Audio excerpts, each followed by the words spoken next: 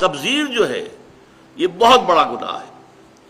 نمود و نمائش کے لیے، دکھاوے کے لیے، اپنی دولت کا اظہار کرنے کے لیے اور مال خرچ کرنا جہاں کوئی ضرورت نہیں. بچی کی شادی ہے تو کوٹھی پوری بقعہ نور بنی ہوئی ہے، بجلی خرچ ہو رہی ہے، یہ ہو رہا ہے، اس کے اوپر کتنا خرچ ہو رہا ہے، کائے کے لیے؟ یہ سب نمائش، نمود.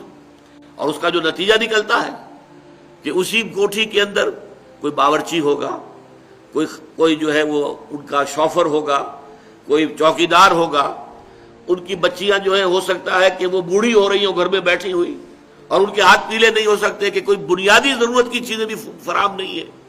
ان کے دلوں میں محبت پیدا ہوگی سیٹھ صاحب کے لیے، یا یہ کہ نفرت پیدا ہوگی، نفرت اور غصہ.